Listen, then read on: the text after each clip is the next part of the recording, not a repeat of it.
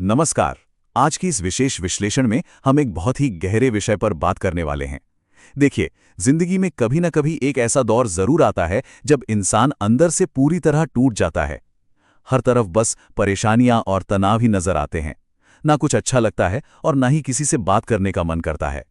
ये एक ऐसा अनुभव है जिससे हम सभी कभी न कभी गुजरते ही हैं। आज हम इसी गहरे दर्द को समझेंगे और अपने प्राचीन ज्ञान के जरिए इसका एक सटीक समाधान खोजेंगे। तो चलिए सीधे मुद्दे पर आते हैं और देखते हैं कि जब सब कुछ खत्म होता हुआ लगे तो असल में क्या किया जाना चाहिए। अब क्या करूं? ये सवाल अपने आप में बहुत भारी है। जब इंसान पूरी तरह से हताश होता है, चारों तरफ सिर्फ अंधेरा होता है, तो मन में गूंजने वाला ये सबसे बड़ा और शायद आखिरी सवाल होता है। जब हर दरवाजा बंद नजर आए, उम्मीद की कोई किरण न बचे, तब दिमाग बिल्कुल सुन पड़ जाता है। एक तरह का ठहराव आ जाता है। और सच कहें तो आज की हमारी ये चर्चा ठीक इसी ठहराव वाले बिंदु से शुरू होती है। तो चलिए समय के पहिए को थोड़ा पीछे घुमाते हैं। हजारों साल पीछे कुरुक्षेत्र के उस ऐतिहासिक मैदान में चलते हैं। दुनिया के सबसे महान और शक्तिशाली योद्धा अर्जुन, वो भी बिल्कुल इसी मानसिक स्थिति और इसी भयानक ठहराव का सामना कर रहे थे। जरा सोच कर देखिए, एक तरफ आज का इंसान है जो भयानक तनाव और उलझनों में फंसा है, और दूसरी तरफ अर्जुन थे जिनका मन डर और दुख से भर गया था, जिनके हाथ सचमुच कांप रहे थे। ये तुलना हमें एकदम साफ दिखाती है कि ये जो इमोशनल स्ट्रगल है ना, ये कोई आज की नई बीमारी नहीं है। ये समय से परे है। हाँ, परिस्थितियां बदल गई हैं, हमारे हथियार बदल गए हैं, लेकिन इंसान के टूटने का जो तरीका है वो आज भी बिल्कुल वैसा ही है जैसा हजारों साल पहले था। और यहीं पर सबसे बड़ी बात सामने आती है। बिल्कुल उसी पल जब अर्जुन पूरी तरह से टूट चुके थे, हार मान चुके थे, तब भगवान श्री कृष्ण ने उन्हें वो ज्ञान दिया जिसने दुनिया को हमेशा के लिए बदल कर रख दिया। ये ज्ञान कमजोरी के उस सबसे गहरे पल में एक रोशनी की तरह था। और ध्यान देने वाली बात यह है कि यह सिर्फ एक युद्ध जीतने की कोई स्ट्रैटेजी नहीं थी, बल्कि ये जिंदगी की हर छोटी बड़ी लड़ाई को जीतने का एक यूनिवर्सल फॉर्मूला था जो आज भी उतना ही काम करता है। अब सवाल यह है कि इस बदलाव की शुरुआत कहां से होती है। इसकी शुरुआत होती है डर की असली फितरत को समझने से। हमें यह समझना होगा कि डर आखिर है क्या और इसे कैसे जीता जा सकता है। श्री कृष्ण ने बहुत ही साफ शब्दों में बताया है कि डर इंसान के बाहर नहीं होता, वो उसके मन में होता है। हम अक्सर बाहरी हालातों या सिचुएशन से डरते हैं, लेकिन सच तो ये है कि इस डर की पूरी स्क्रिप्ट हमारे अपने दिमाग में लिखी जा रही होती है। और जिस दिन कोई इंसान अपने अंदर बैठे इस डर का डटकर सामना करना सीख जाता है, समझ लीजिए ठीक उसी दिन से उसका जीवन बदलना शुरू हो जाता है। एक बहुत ही आम धारणा है कि मुश्किल वक्त जिंदगी को तबाह करने के लिए आता है, लेकिन रियलिटी इससे बिल्कुल अलग है। कठिन परिस्थितियां किसी को तोड़ने के लिए नहीं आती, बल्कि वो एक भट्ठी की तरह काम करती हैं, इंसान को पहले से कहीं ज्यादा मजबूत बनाने के लिए। बिल्कुल उस आग की तरह जो सोने को तपाकर और भी ज्यादा शुद्ध और कीमती बना देती है। तो फिर इस डर और इन मुश्किल हालातों से बाहर निकलने का प्रैक्टिकल तरीका क्या है? तरीका है कर्म का मार्ग। इसके 3 बहुत ही सीधे से नियम हैं। पहला, अपना पूरा फोकस सिर्फ और सिर्फ अपने काम पर रखना। दूसरा, नतीजों की फिक्र करना छोड़ देना, क्योंकि सच पूछिए तो जो फ्यूचर हमारे कंट्रोल में ही नहीं है उसकी टेंशन लेकर सिर्फ दुख ही मिलना है। और तीसरा नियम, सच्ची शांति केवल आज में यानी वर्तमान तल में जीने और अपना कर्म करने से ही मिलती है। कल क्या होगा, ये डर सिर्फ एक भ्रम है। अब जब दर्द हद से ज्यादा बढ़ जाता है तो इंसान अक्सर खुद को बिल्कुल अकेला पाता है। लेकिन क्या ये अकेलापन वाकई में कोई सजा है? बिल्कुल नहीं। ये एकांत कोई अभिशाप नहीं, बल्कि खुद को पहचानने का एक बहुत बड़ा मौका होता है। समाज का एक बहुत ही कड़वा सच है, दुनिया हमेशा सिर्फ और सिर्फ सफल लोगों के साथ ही खड़ी होती है। लेकिन जब कोई व्यक्ति अंदर से टूट चुका होता है और अकेले चलना सीख रहा होता है, तब वो कभी अकेला नहीं होता। वो ईश्वरीय शक्ति, वो परम चेतना उस टूटे हुए इंसान के साथ हमेशा खड़ी रहती है। सोचकर देखिए, ये विचार अपने आप में कितना ज्यादा साहस देने वाला है।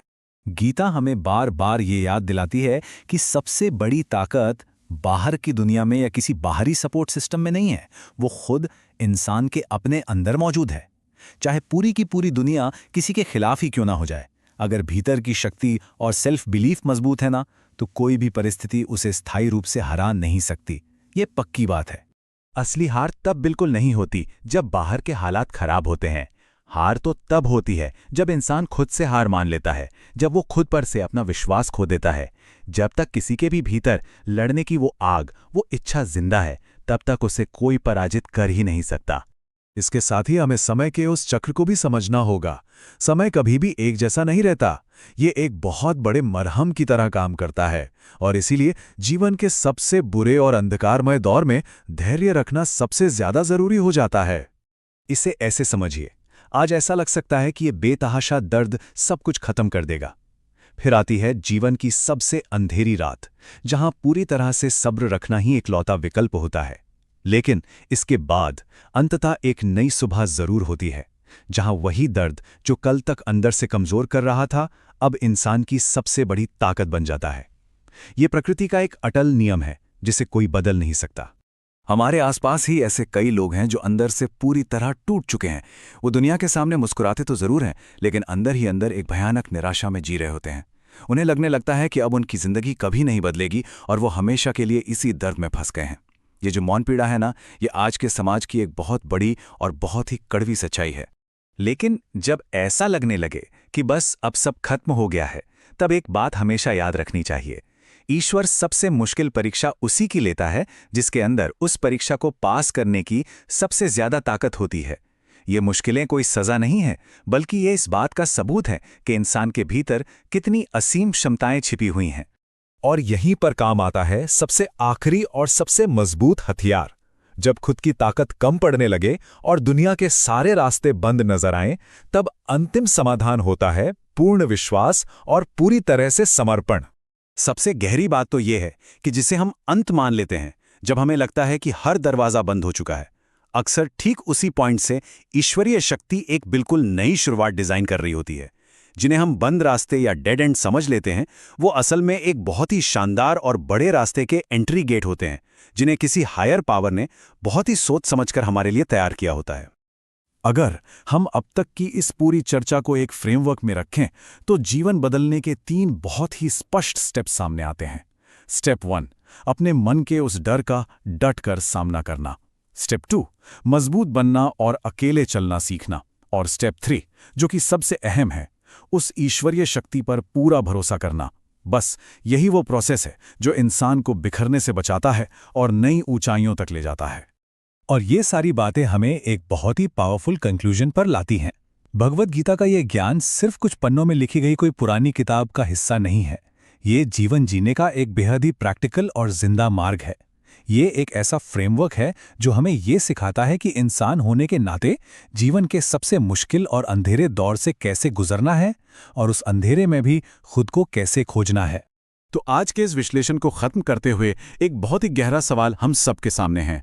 हमारे मन के इस कुरुक्षेत्र में, जहां हम रोज कोई ना कोई नई लड़ाई लड़ रहे हैं, क्या हम निराशा के आगे घुटने टेक देंगे या फिर पूरी हिम्मत जुटाकर कर्म का रास्ता चुनेंगे? फैसला हमेशा हमारे अपने हाथ में होता है। खैर, इसी विचार के साथ आज की इस चर्चा को हम यहीं विराम देते हैं।